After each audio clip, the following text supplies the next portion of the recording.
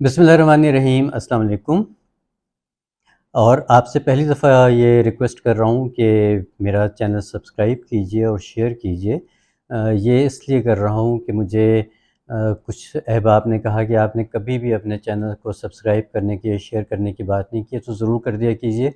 हो सकता है कि ये वीडियो आपके किसी काम की ना हो, लेकिन किसी ऐसे शख़्स के काम की हो जिसको इस चीज़ की ज़रूरत है।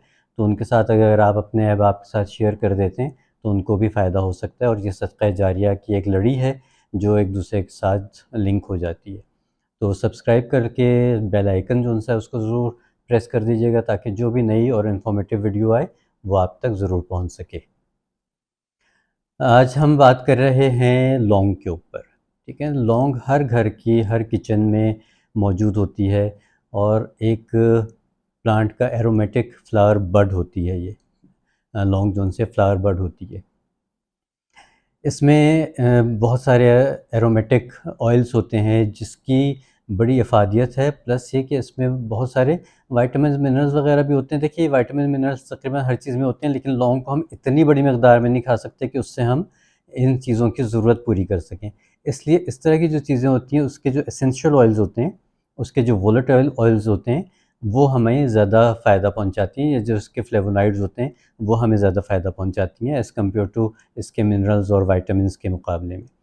तो लौंग जो-सा है वो हर घर के किचन में मौजूद होता है, चाहे महंगा हो चाहे सस्ता हो, इसने हर जगह पे रहना ही रहना है, क्योंकि इसके बगैर हमारी हंडिया में वो खुशबू नहीं आती जो आनी चाहिए।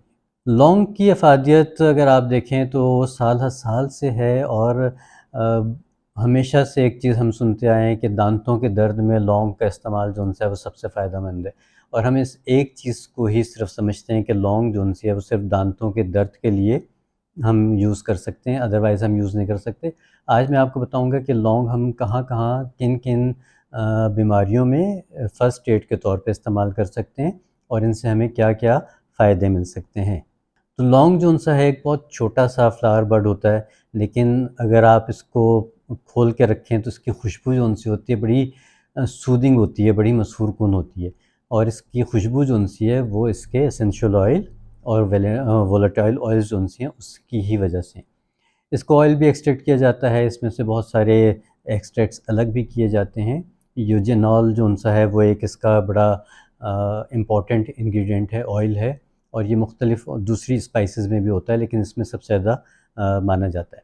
अच्छा, लौंग की खसूसियात में से एक तो ये दर्द को कम करता है, किसी भी जगह आपका दर्द है तो उसको कम करता है। उसकी वजह ये है कि इसमें कुछ देर के लिए उस जगह को सुन्न करने की सलाहियत होती है।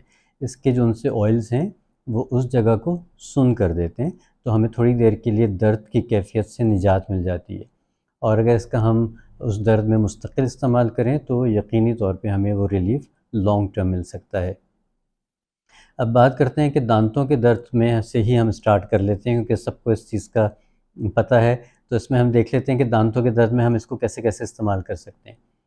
देखिए, इसका सबसे अच्छा तरीक़ा तो ये है कि इसका पाउडर बनाइए, और उसको जहाँ पे भी दांत में आपके दर्द है वहाँ पे थोड़ा-सा पाउडर इसका पीस के रख लीजिए, और उस जगह को ऐसे दबा के छोड़ दीजिए। कुछ सेकंड्स के लिए या मिनट के लिए उसको जो-सा आप दबा के छोड़ दीजिए। जो उसका लुआब बनेगा उसको आप पी लीजिए। उसे थूकने की ज़रूरत नहीं है, उसे ज़ाया करने की ज़रूरत नहीं है। थोड़ी देर में आपका दर्द जो-सा है वो इंशाअल्लाह बेहतर हो जाएगा, उससे आपको रिलीफ़ मिल जाएगा। दूसरा तरीक़ा ये है कि अगर पाउडर बनाने की आपके पास उस वक़्त सहूलत नहीं है, या पाउडर आपके पास बना हुआ नहीं है, अच्छा याद रखिएगा, स्पाइसेस का पाउडर कभी भी लंबे अरसे के लिए बना के नहीं रखना चाहिए। थोड़ा-सा बनाइए, उसको इस्तेमाल कीजिए, उसके बाद ताज़ा बनाइए, वरना इसकी सारी खुशबू और इसकी अफ़ादियत ज़ाइल हो जाएगी। नहीं तो आप सादी लौंग लीजिए, और उसको जो-सा है आप दाँत में दबा के रख लीजिए। हल्का-हल्का सा प्रेस करते रहिए, और प्रेस करने के साथ जो-सा है आप उसको चूसते रहिए, उसका रस जो-सा है वो भी आपको फ़ायदा दे देगा।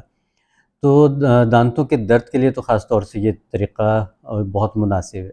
दूसरा एक होता है कि हमारे मसूड़े जो उनसे फूल जाते हैं, आपने देखा होगा बहुत सारे टूथपेस्ट में भी लौंग का इस्तेमाल किया जाता है। एंटीसेप्टिक है, एंटीबैक्टीरियल है, एंटी फंगल है, और मुँह की बदबू को भी दूर करता है। उसके लिए हम क्या कर सकते हैं कि लौंग के पाउडर को ठंडे पानी में घोल के और उससे कुल्लियाँ कर सकते हैं। थोड़ी सी देर के लिए, जितने सेकंड के लिए आप मुँह में उस पानी को रख सकें रखें, उसके बाद उसको आप कुल्ली करके निकाल दीजिए। तो ये आपका एक बड़ा अच्छा सा माउथ फ्रेशनर बन जाता है। इसके बाद फिर हम आ जाते हैं कि और किस तरह से हम लौंग से फ़ायदा उठा सकते हैं। अच्छा, लौंग से वो लोग भी बहुत फ़ायदा उठा सकते हैं जिनको साइनस का प्रॉब्लम है, जिनको बलगम रहने की शिकायत है, जिनको एलर्जीज़ बहुत ज़्यादा होती हैं। मौसम बदलने के साथ जिनको बुखार हो जाता है, गला ख़राब हो जाता है, नज़ला शुरू हो जाता है, तो उन लोगों के लिए तो लौंग जो उनसी है वो अक्सीर का दर्जा रखती है। मतलब ये आपका बुखार भी ख़त्म करती है, ये आपके गले को भी सूद करती है, ये आपके नज़ले में भी फ़ायदेमंद है, या आपके सर के दर्द में भी फ़ायदेमंद है। तो इसलिए इसका इस्तेमाल जो उनसे है इस कैफ़ियत में करना बहुत ज़्यादा फ़ायदेमंद है। इसके बहुत सारे तरीक़े हो सकते हैं। सबसे अच्छा तरीक़ा ये है कि इसका आप कहवा बनाइए, इसमें थोड़ी-सी दालचीनी ऐड कीजिए, थोड़ी-सी लौंगें डालिए और ब्लैक टी जो हमारी आम काली चाय होती है, जब इन चीज़ों को आप पका लेंगे तो आखिर में आपने चुटकी भर काली चाय डाल के उसको दम दे लेना है। और ये वाली जो-सी ये चाय आपने बग़ैर दूध डाले, बग़ैर चीनी डाले, आप चाहें तो इसमें शहद डाल सकते हैं। शहद डाल के आप इसका कहवा इस्तेमाल कर लें। दिन में 2 दफ़ा से 3 दफ़ा भी छोटी प्याली इस्तेमाल की जा सकती है। बच्चे हैं तो उनको 1 टेबल स्पून भी दिया जा सकता है। लेकिन यह है कि दिन में 2 से 3 दफ़ा आप इसका इस्तेमाल करें अगर कैफ़ियत ज़्यादा ख़राब है। अदरवाइज़ दिन में 1 दफ़ा भी पी सकते हैं। रात को सोने से पहले ज़रूर लें अगर ये नज़ला, ज़ुकाम, बुखार की कैफ़ियत है तो उस वक़्त। इससे क्या होता है कि आपको पसीना आता है, पसीना आने से आपका बुखार भी टूटता है और आपको जो उनसे एक सूदिंग इफ़ेक्ट मिलता है। उसके साथ जो-सा है लौंग की एक और जो ख़ुसूसियत है वो ये है कि लौंग आपके आसाब को भी तक़वियत देता है, आपके मसल्स को भी तक़वियत देता है, आपके हाज़मे को भी तक़वियत देता है।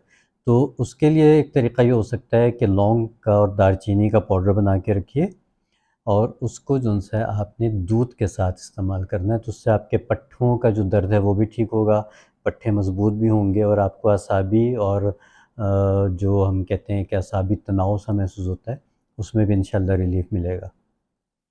उसके अलावा लौंग जो-सा है लौंग का एक और आपको तरीक़ा बताता हूँ। ये मेरे वालिद साहब जो-से थे किया करते थे, उनके पीछे जो बुज़ुर्ग थे वो भी इस चीज़ को इस्तेमाल किया करते थे कि सर्दियों के मौसम में जिस वक़्त बहुत ज़्यादा नज़ला ज़ुकाम हो और जकड़न बहुत ज़्यादा हो, तो वो क्या करते थे कि लौंग वो लेनी है जिसके ऊपर उसका फूल या गोला जो-सा होता है वो भी मौजूद हो। आपने देखा होगा 3-4 इस तरह की होती हैं, उसके ऊपर एक छोटा-सा बॉल सा रखा हुआ होता है। तो वो बॉल के साथ आपने लेना है। आपने माचिस से वो बॉल जलाना है और जैसे ही वो जल जाए बस आपने फूँक मार के उसको बुझा देना है, वरना वो आग पकड़ लेता है और फिर वो जल जाएगा तो उसका फ़ायदा नहीं होगा। बस आपने उसको थोड़ा-सा जला के हीट देनी है और उसको आपने पान में बग़ैर छालिया का आपने पान बनाया, उसमें आपने उसको रैप किया और वो आपने खा लिया। आहिस्ता-आहिस्ता वो लौंग और पान चूसते रहें तो आपकी सारी कंजेशन जो-सी है वो निकलना शुरू हो जाती है। बलगम जो-सा होता है वो फट के निकलना शुरू हो जाता है बाकायदा तौर पे और इसको आप बाकायदा रेमेडी के तौर पे इस्तेमाल कर सकते हैं। अच्छा, उस वक़्त तो हमने सिर्फ यही सुना था, फिर बाद में मुझे अंदाज़ा हुआ कि उसको लौंग को जलाने का फ़ायदा ये होता है कि उससे जो हीट मिलती है, उससे उसके जो उनसे जैसे मैं बार-बार बात कर रहा हूँ कि उसके जो एसेंशियल ऑयल्स हैं, जो वोलेटाइल ऑयल्स हैं, वो एक्टिवेट हो जाते हैं। जब वो एक्टिवेट हो जाते हैं तो फिर वो पान में जब इस्तेमाल किया जाता है, तो उसकी अफ़ादियत बढ़ जाती है। तो ये नुस्ख़ा बड़ा कारआमद है, बड़ा अच्छा है, इसको आप इस्तेमाल कर सकते हैं। जिन लोगों को पान पसंद नहीं है, लौंग पसंद नहीं है, वो बेशक ना करें, लेकिन बहरहाल इसको दवाई के तौर पे इस्तेमाल करें तो इंशाअल्लाह बहुत फ़ायदा होगा। एक और लौंग का फ़ायदा कि जिन लोगों के पाँव से बदबू आती है और अंडरआर्म्स से भी बदबू आती है, वो ये कर सकते हैं कि लौंग का पानी, जैसे मैं बताया कि लौंग के पाउडर को पानी में डाल लीजिए और उसको जो-सा है आपने अंडरआर्म्स में स्प्रे कर लीजिए, पाँव उसमें डिबो के रख लीजिए, तो उससे भी जो-सा आपके पाँव की बदबू दूर हो जाएगी। एक और नुस्ख़ा आपको बताता हूँ कि लौंग से आप घर की कारपेट्स वग़ैरह जो होते हैं, उनकी सफ़ाई कैसे कर सकते हैं। कारपेट्स में अमूमन जो-सा है ना बग्स आ जाते हैं, कारपेट माइट्स होते हैं, छोटे-छोटे बारीक कीड़े होते हैं जो हमें नज़र नहीं आते, लेकिन वो हमारी जल्दी अमराज़ में हमें जल्दी अमराज़ कर सकते हैं, हमारे साइनस के प्रॉब्लम्स को एग्रीवेट कर सकते हैं, तो इन चीज़ों से एहतियात करनी चाहिए। उसके लिए आपने क्या करना है कि लौंग का तेल लेना है, आपने दालचीनी का तेल लेना है और आपने तेज़पात का यानी कि बे लीव्स का ऑयल लेना है। इन तीनों रोगनियात को आपने फ़र्ज़ कीजिए 5-5 ml ले लिया और इसको आपने किसी भी बॉइल्ड वाटर में, सादे पानी में डाल दीजिए। पानी और ऑयल मिक्स कभी भी नहीं होंगे, लेकिन यह कि इसको आपने पानी में डाल दिया और उसमें मीठा सोडा आपने डाल दिया। इसको खूब अच्छी तरह से शेक कीजिए और इसका जो सा स्प्रे है वो अपने कारपेट्स के ऊपर कीजिए।